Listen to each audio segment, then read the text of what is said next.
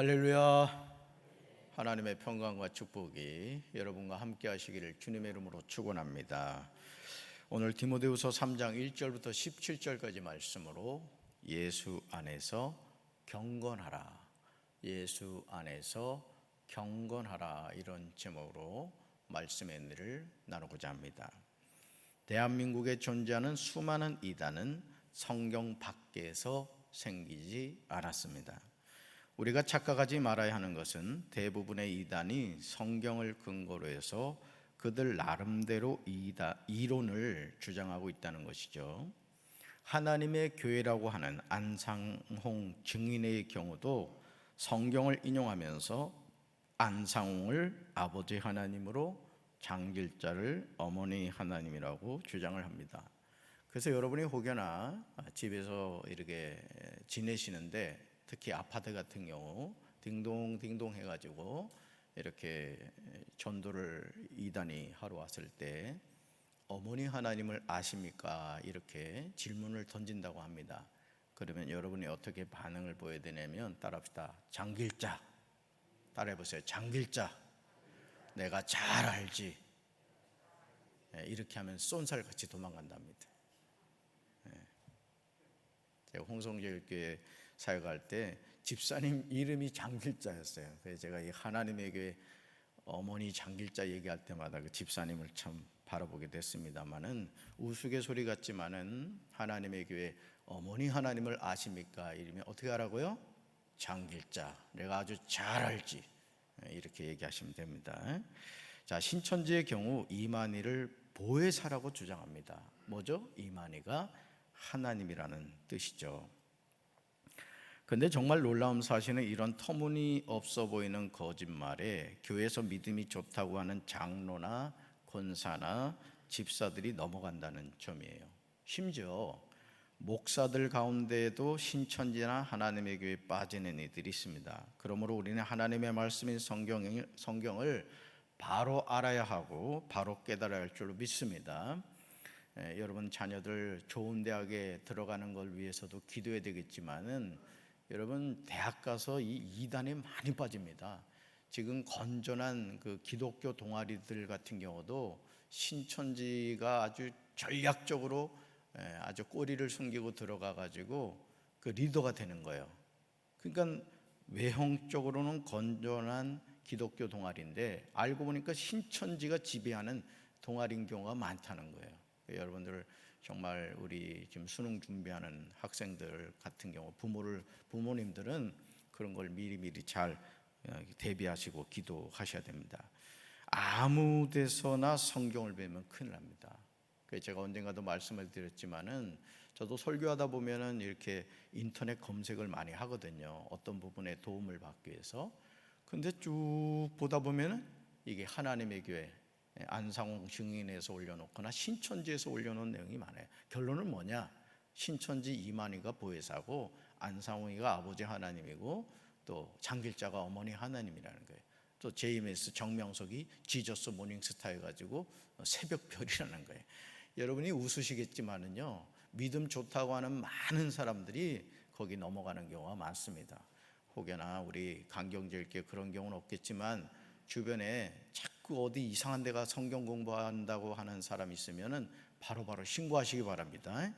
신고해서 광명 찾아야 돼요. 이 영혼의 문제이기 때문에 우리 특별히 속회 인도자들이나 속장들은 정신을 바짝 차리고 속돈들이 이단에 기웃거리지 않도록 우리가 잘 체크해야 될 줄로 믿습니다. 자, 첫 번째 보면요, 말세에 고통하는 때가 이르게 됨을 알고 항상 영적으로 깨어 살아가야 합니다. 이 세상은 영원하지 않죠. 끝이 있습니다. 그런데 우리는 마치 이 세상을 영원히 살 것처럼 그렇게 살아가죠. 몸부림을 쳐요. 그러나 바울은 1절에서 이렇게 말하죠. 1절에서 너는 이것을 알라. 말세에 고통하는 때가 이르러, 이렇게 말합니다. 우리는 마지막 날에 많은 고난이 있다는 것을 기억해야 됩니다. 그런데 말세에 나타나는 모습이 있다는 거예요. 말세가 되면 어떤 일들이 나타나느냐? 바울은 2절, 3절, 4절, 5절에서 어떤 모습이 나타나는가에 대해서 기록하고 있어요. 자, 이 말씀을 읽으면서 오늘 우리가 살아가고 있는 이 세상이 말세인지 말세가 아닌지를 한번 여러분이 스스로 분별해 보시기 바라요. 같이 읽습니다. 사람들이 자기를 사랑하며 돈을 사랑하며 자랑하며 교만하며 비방하며 부모를 거역하며 감사하지 아니하며 거룩하지 아니하며 무정하며 원통함을 풀지 아니하며 모함하며 절제하지 못하며 사나우며 선한 것을 좋아하지 아니하며 배신하며 조급하며 자만하며 쾌락을 사랑하기를 하나님 사랑하는 것보다 더하며 경건의 모양은 있으나 경건의 능력은 부인하니 이 같은 자들에게서 내가 돌아서라. 아멘. 말세요, 말세가 아니에요. 지금 말세입니다. 그러니까 여러분, 말세는 이미 우리의 삶 가운데 와 있는 거예요. 주님이 언제 재림하실지만 모르고 있는 것이지, 예수님이 사실은 부활 승천하신 이후부터가 말세였던 겁니다. 그러므로 우리는 항상 어떻게 해요? 영적으로 깨어 있어야 될 줄로 믿습니다. 우리가 굳이 설명하지 않아도 말세의 어떤 모습으로 사람들이 살아가는지 알 수 있죠. 아니, 이미 이런 모습들이 저와 여러분이 사는 현재에 나타나고 있어요. 첫째, 사람들이 자기를 사랑하죠. 둘째요, 돈을 사랑합니다. 셋째, 자랑합니다. 넷째, 교만합니다. 다섯째, 비방합니다. 여섯째, 부모를 거역합니다. 부모를 죽이기도 하죠. 일곱째, 감사하지 아니합니다. 여덟째, 거룩하지 아니합니다. 아홉째, 무정합니다. 열째, 원통함을 풀지 아니합니다. 열한째, 모함합니다. 열둘째, 절제하지 못합니다. 열셋째, 사납습니다. 열넷째, 선한 것을 좋아하지 아니합니다. 열다섯째, 배신합니다. 열여섯째, 조급합니다. 열일곱번째, 자만합니다. 열여덟째, 쾌락을 사랑하기를 하나님 사랑하는 것보다 더합니다. 열아홉째, 경건의 모양은 있으나 경건의 능력은 부인합니다. 바울은 영적인 아들 디모데에게 이 같은 자들에게서 뭐하라? 돌아서라고 강조하고 있습니다.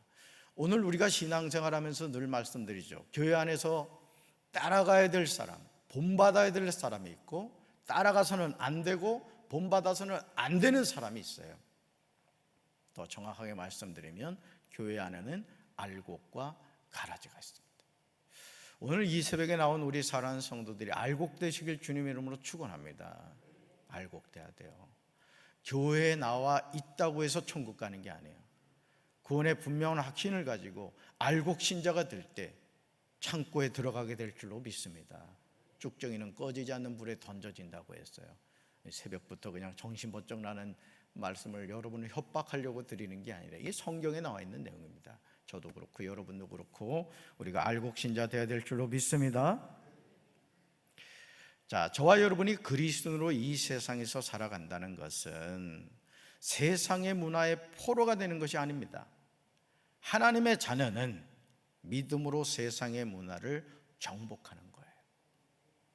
세상의 가치관을 성경적인 가치관으로 이기는 겁니다. 이게 참 중요합니다. 뭐로 가도 서울만 가면 된다고요? 아닙니다.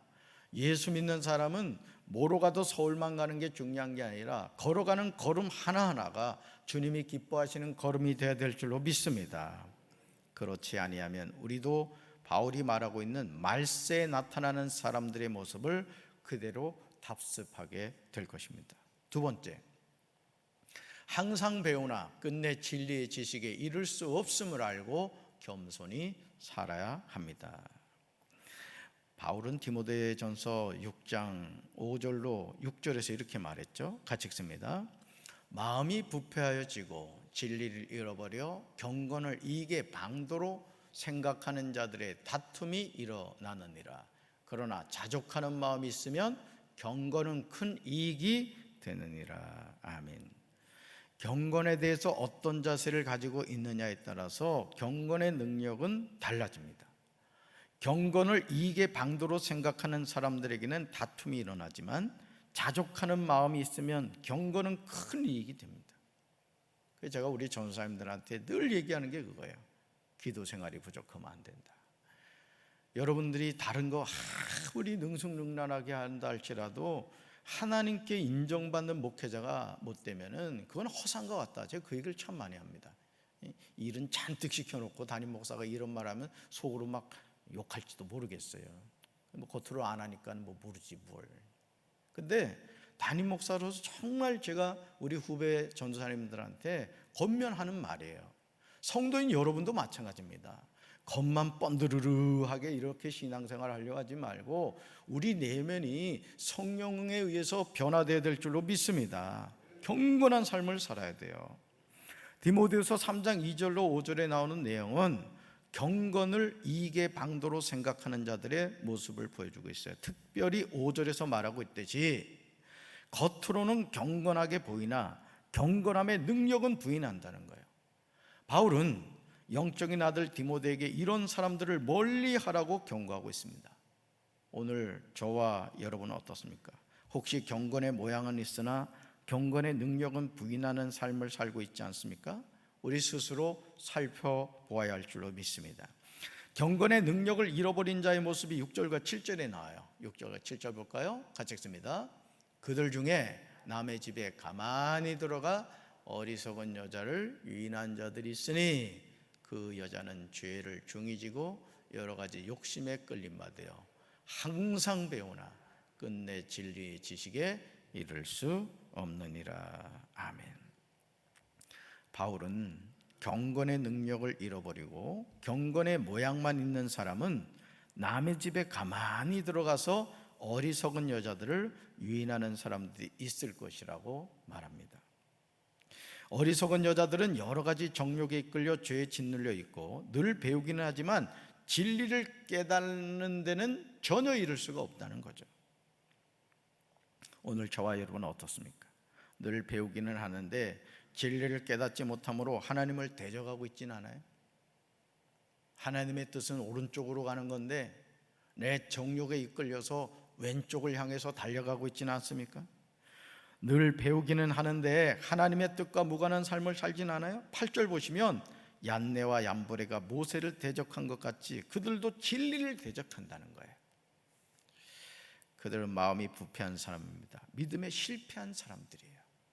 혹시 우리 가운데 또 다른 얀네와 얌브레가 있지는 않습니까? 그 마음이 부패해진 모습, 믿음에 관하여 버림을 받지는 않으셨습니까?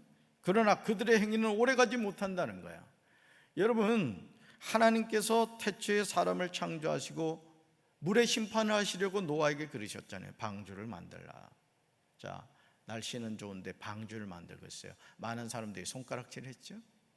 자, 그런데 하나님의 때가 되니까 하나님이 방주의 문을 닫으셨습니다. 그리고 하늘 문이 열리고 땅에 샘이 솟아나면서 40주 40야 하늘과 땅에서 비가 물이 솟아났어요. 모세의 8 식구에는 노아의 8 식구에는 아무도 살지 못했습니다. 여러분, 우리가 하나님의 지금 이 심판의 때도 이렇게 우리에게 다가오고 있음을 믿으시기를 바랍니다. 결국 얀네와 얌브레가 그랬던 것처럼 그들의 어리석음이 모든 사람 앞에 드러나고 말 것입니다. 저는 우리 사랑하는 성도 여러분들이 늘 영적으로 깨어있어 하나님의 뜻을 분별하시고 그 뜻에 순종하며 살게 되길 주님의 이름으로 축원합니다. 세 번째요, 무릇 그리스도 예수 안에서 경건하게 살고자 하는 자는 박해를 받게 됩니다. 바울은 12절에서 놀라운 고백을 하죠. 무릇 그리스도 12절요. 무릇 그리스도 예수 안에서 경건하게 살고자 하는 자는 뭘 받는다? 박해를 받으리라 이렇게 말했어요. 정말 두렵고 떨리는 말씀이 아닙니까? 그렇다면 바울은 어떤 박해를 받았을까요? 어떤 박해를 받았는지 10절과 11절에서 고백합니다. 같이 읽습니다. 나의 교훈과 행실과 의향과 믿음과 오래 참음과 사랑과 인내와 박해를 받음과 고난과 또한 안디옥과 이고니온과 루스드라에서 당한 일과 어떠한 박해를 받은 것을 내가 과연 보고 알았거니와 주께서 이 모든 가운데서 나를 건지셨느니라. 아멘. 저는 10절과 11절에서 바울이 고백하는 내용을 보면서 놀라지 않을 수가 없었습니다. 주님의 일을 함에 있어 바울이 이런 박해를 받았다는 것이 이해가 되지 않았습니다. 그러므로 저와 여러분이 공중 권세를 잡은 마귀가 지배하는 이 세상에서 믿음으로 살아간다는 것이 결코 쉽지 않아요. 여러분, 자동차도 그렇고 기차도 그렇고 모든 게 그렇습니다. 속도가 빨라질수록 저항은 더 강합니다, 사실. 그러니까 우리가 믿음 안에서 살려고 하면 할수록 사실 우리 삶에 뭐가 많다? 고난이 많아요. 육을 죽여야 되죠. 욕심을 내려놔야 되죠. 여러분, 하나님의 뜻에 순종한다는 것은 내가 죽지 않고서는 안 되거든요. 여러분, 씨앗이 땅에 심겨졌을 때 그 씨앗이요, 나는 못 죽어. 내가 왜 죽어? 그럼 그 씨앗은 그냥 평생 그 씨앗 하나로 존재하는 거예요. 그런데 그 씨앗이 죽어질 때 30배, 60배, 100배 열매가 맺혀지죠. 저는 저와 여러분도 주님의 십자가에서 죽어야 될 줄로 믿습니다. 완전히 죽은 존재예요. 사실은 우리가 구원받았다는 것은 나는 죽었다, 그런 뜻이죠. 그리스도 예수 안에서 경건하게 살고자 하는 자는 박해를 피할 수 없다는 거죠.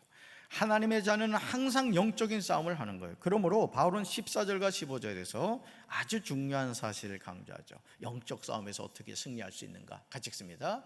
그러나 너는 배우고 확신한 일에 거하라.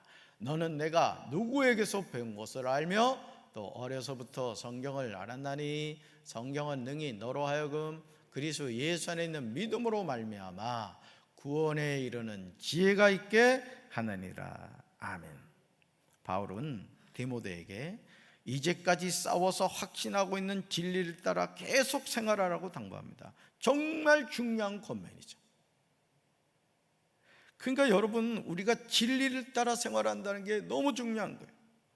배우고 확신하는 일에 거해야 될 줄로 믿습니다. 그래서 교회 학교에서 우리 유치부 교회부터 마찬가지예요. 아이들에게 말씀을 바로 가르쳐줘야 돼요. 바로 그냥. 이게 정말 중요해요. 맛있는 거 간식 주고 이런 것 중요한 게 아니고 어린 시절부터 아이들에게 어떤 신앙의 아주 뿌리를 심어줘야 돼요. 뿌리를. 제가 어릴 때 이렇게 저희 부모님이 저한테 이렇게 우리 그 형제들한테 가르치셨던 게 뭐냐면 어른 보면 인사 잘해라, 이거 가르쳤어요. 인사를. 제가 인사를 얼마나 잘했냐면 알지도 못하는 아저씨가 지나가도 막 인사를 했어요. 이 사람 깜짝 놀래가지고 생판 모르는 애가 막 인사를 하니까 누구냐고, 내 아무개 둘째 아들이라고. 그러니까 그러냐고. 부모가 자녀에게 뭘 가르쳐 주느냐가 중요하듯이 교회도 그렇습니다. 그래서 담임 목사가 성도들을 사랑하는 게 뭔지 아십니까? 성경에서 하나님이 우리에게 가르쳐 주신 말씀을 여러분에게 바로 전해줘야 되는 거예요. 여러분 듣기 싫다고 그냥 맨날 좋은 얘기만 하고 잘한다 여러분 하면 어떡하겠어요? 나중에 지나고 보니까 너무 그냥 허약 체질이 돼버렸어. 그러면 안 되겠죠. 교회 학교도 마찬가지입니다. 우리 김 전사님 계신데 아이들에게 아주 왜 예수 믿어야 되는지 그걸 잘 가르쳐야 돼. 디모데는 성경을 배웠습니다. 어려서부터 성경을 알았습니다. 그런데 그 성경이 제자인 디모데를 지혜롭게 하여 그리스도 예수를 믿는 믿음을 통해서 구원을 얻게 했다는 거죠. 여러분, 이 세상에서 죄인을 구원받게 하는 책은 성경밖에 없는 줄로 믿습니다. 바울은 로마서 10장 17절에서 이 사실에 관하여 동일하게 말합니다. 우리 말씀 같이 읽습니다. 그러므로 믿음은 들음에서 나며 들음은 그리스도의 말씀으로 말미암았느니라. 아멘. 자, 그러니까 결국은 뭐를 통해 믿음이 생겨요? 그리스도의 말씀을 들을 때 생기는 겁니다. 그 여러분이 설교 말씀을 들을 때 딴짓하면 안 돼. 말씀 들을 때 자꾸 입신 들어가는 사람들이 있어. 아주 습관적으로. 그러면 안 됩니다. 정신을 바짝 차리셔야 돼. 아멘. 찬송할 때도 앞에서 박수 치면서 하겠습니다 하면은 개똥불이 번쩍 나게 박수를 쳐야지. 그냥 사흘 피죽도 못 먹은 사람처럼 그냥 며칠 후 요단강 건너가 만날 사람처럼 그러면 안 된다고요. 이단들 박수 치는 거 보셨습니까? 쫙쫙쫙 생명이 없는 이단들도 그렇게 박수 치는데 생명이 있는 우리 어떻게 더 뜨겁게 쳐야지. 아멘. 자, 하지만 경건을 떠난 사람들의 삶은 달라요. 자, 13절 볼까요? 13절 같이 읽습니다. 악한 사람들과 속이는 자들은 더욱 악하여져서 속이기도 하고 속기도 하나니. 아멘. 우리는 이 사실을 깨닫고 살아야 될 줄로 믿습니다. 악한 사람들과 속이는 자들에게 넘어가지 마시고 하나님의 말씀으로 잘 분별하셔서 승리하시길 주님의 이름으로 축원합니다. 자, 네 번째, 모든 성경은 하나님의 감동으로 된 것임을 알고 성경을 가까이 해야 합니다. 사람들이 이단에 넘어가는 이유는 성경을 잘 몰라서 그렇습니다. 우리 믿음이 자라지 않는 이유는 성경을 바로 알지 못해서 그래요.